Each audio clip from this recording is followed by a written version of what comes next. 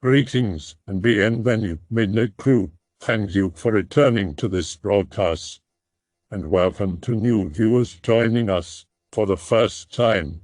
If you like a video, then feel free to subscribe.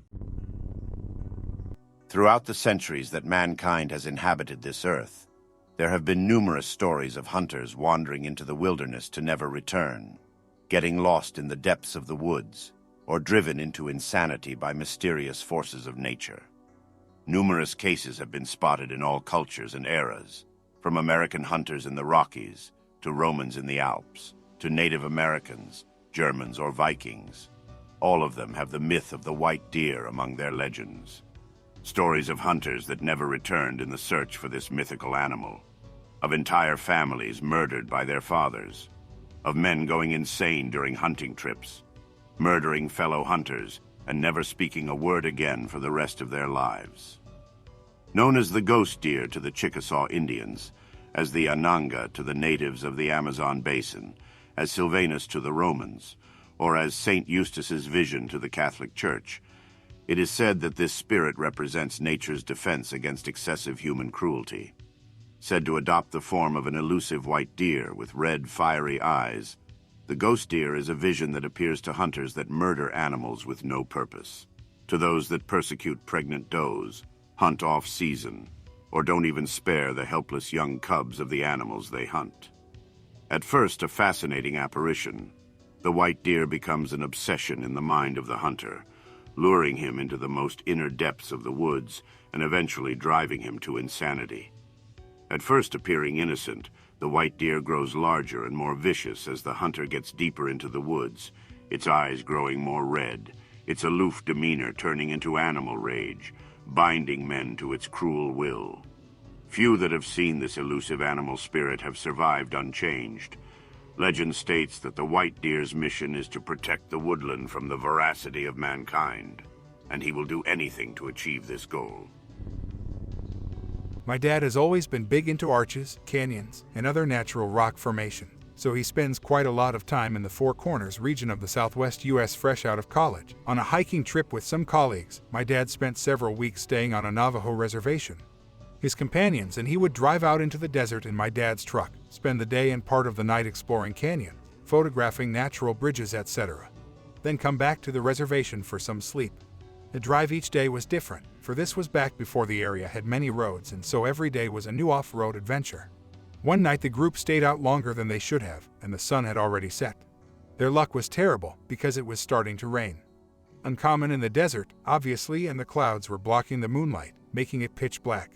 My dad and his friends got back into his truck and he turned on the headlamps, then turned on the interior light to check the compass. Everyone knew the drive back would take a couple hours, maybe more since it was so dark and they had to be careful not to hit a rock or something. They started driving, everyone was quiet because they were tired from hiking all day. About an hour into the drive, one of my dad's friends suddenly gasped, shocked, and pointed out the window. "Holy hell, look at that coyote." Everyone looked but my dad. He was too busy concentrating on the ground in front of his truck. Somebody else said, "Wow, it's huge, the biggest one I've ever seen." My dad couldn't help but look because he was curious. He turned his head just for a second and saw it, a snow-white coyote, maybe twice as big as normal, running at top speed just outside the reach of the headlights. The thing was the size of a bear, and it was keeping up with the truck. When I was about 12 years old, I was driving with my dad on a road from Window Rock, Arizona toward I-40 Junction near Sanders, Arizona, and this road is located on the Navajo Nation. All the reservation is trees and high desert, and houses aren't found for miles and there isn't any electricity or running water. My dad and I were driving south and it was snowing and it was about 2 a.m. We were driving for about 40 minutes from Window Rock and my dad and I saw a woman beside the road with no shoes and no jacket. When we saw her, she was walking about 25 feet from the road. When we saw her, she didn't even look back to see who it was or even try to hitchhike. She just kept on walking like nothing was wrong. Then my dad says, "Damn, she must be freezing."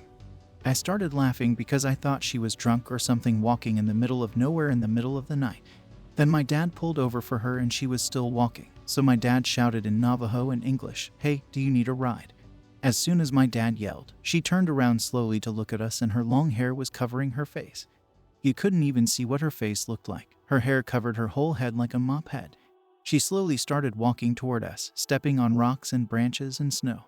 She walked up to the truck on the passenger side where I was sitting and just stood by the window for like 15 seconds just looking at me. My dad said, "Open the door, jump in the back." As soon as I opened the door, she just took off running away into the dark forest. My dad and I were stunned because it was freezing out there and there wasn't civilization for miles. So I just closed the door and my dad closed the door.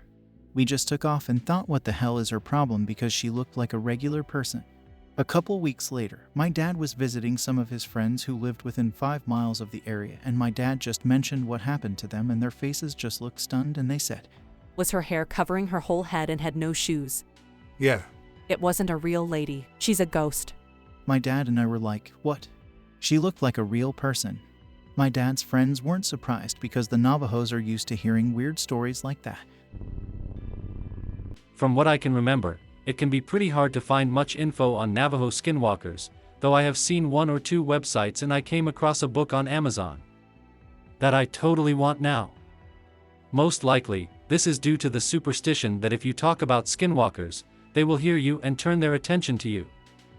I think this only applies if you're on the Navajo res, so I'll go ahead and tell my one skinwalker story from when I briefly lived on the reservation as part of an exchange program in high school.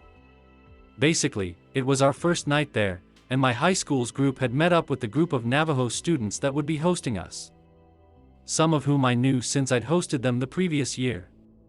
We drove to some random lady's property near Ganado, I think it was, and basically hung around getting to know each other. Eating, telling stories, making friends. Now, a few of the Navajo girls that I'd met the year before let me in on the fact that they planned a trick on the newer students that would be skinwalker related, but what ended up happening to me and one other boy was far beyond their abilities. Plus, the 2 of us were the only ones awake at that point, anyhow. We were all given the choice of either sleeping inside or camping outside, and only myself and 2 others decided to sleep outside, mostly because we wanted to stay up later and talk without keeping anyone awake.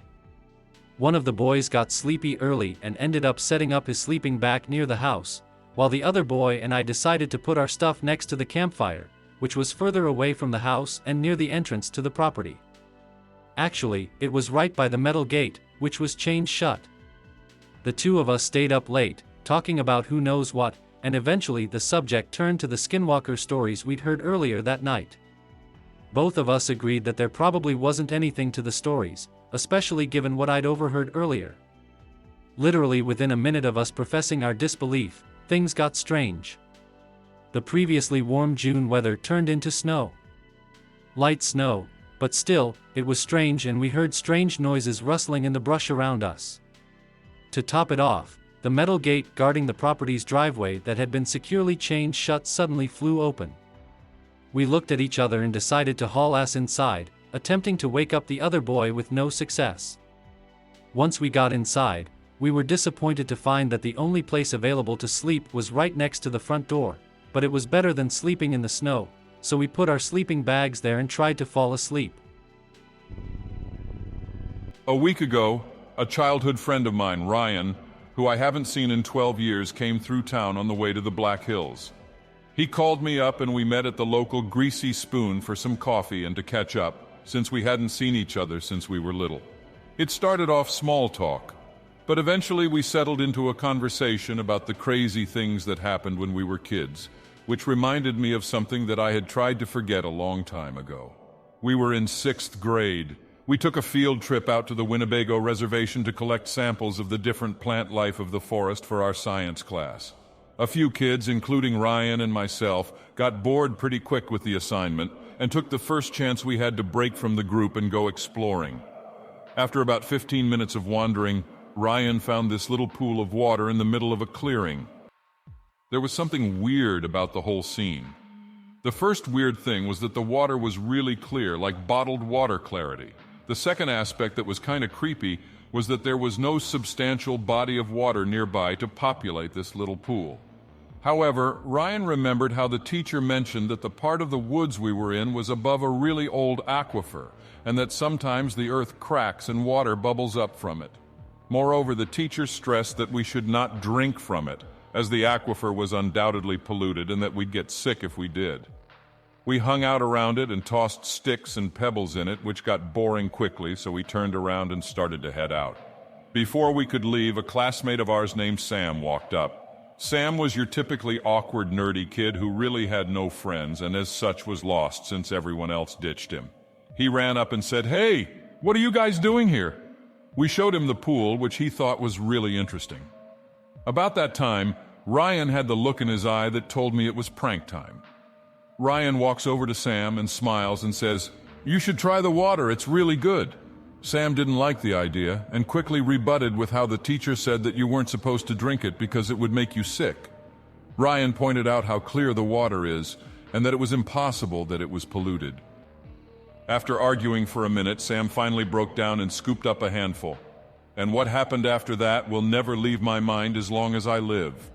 As soon as the water hit his tongue, Sam fell over and started convulsing and sputtering. Blood was coming from his nose and ears, and his mouth was spewing this white foam that had these streaks of black stuff running through it. His eyes were rolled up into his head, and his head just kept violently thrashing around as he screamed through gurgling. We screamed, "Help!"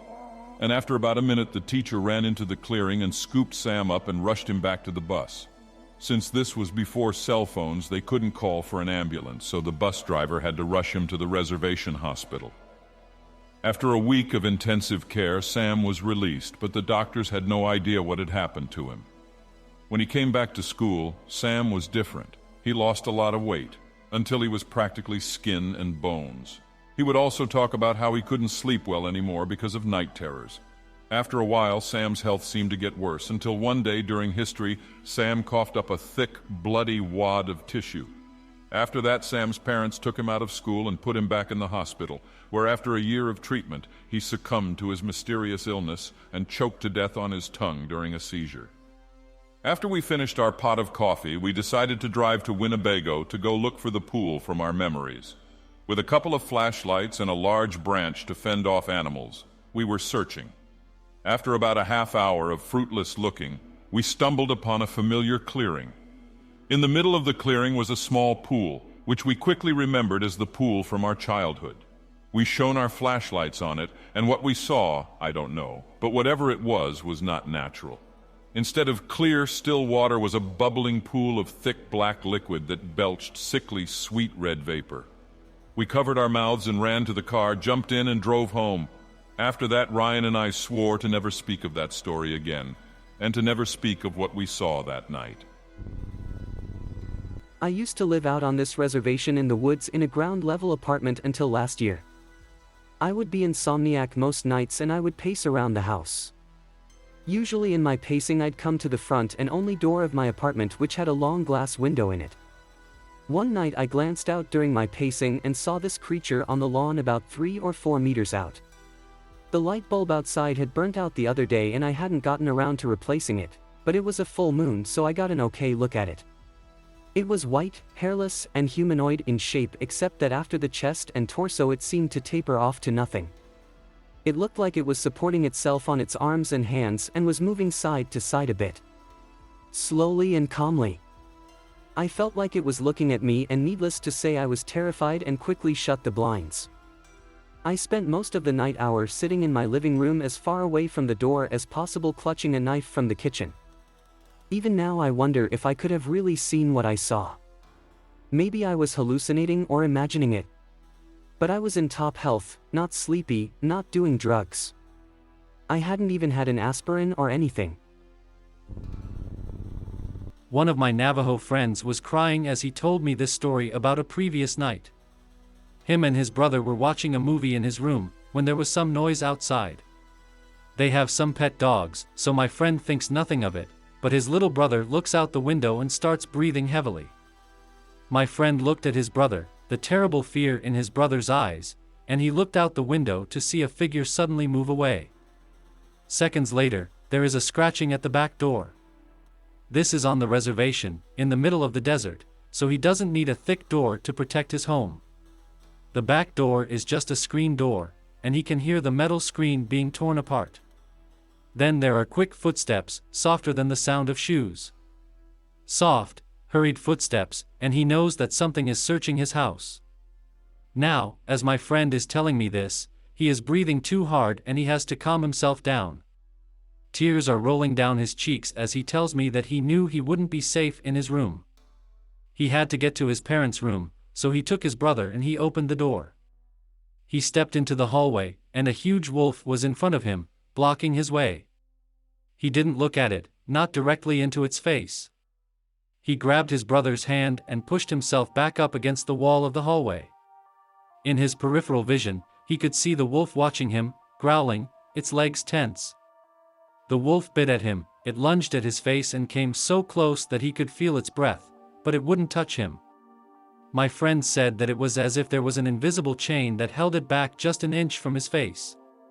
So, he shuffled along the hallway wall, right past the wolf, almost but never touching it, never looking into its eyes, and he got into his parents' room. The next morning, he found huge muddy paw prints all over the house and the screen door was ripped apart. I hope that you enjoyed tonight's broadcast. If you enjoyed tonight's story, then please subscribe to the channel as more green texts will appear daily. A new broadcast will appear when the clock strikes midnight Central Time.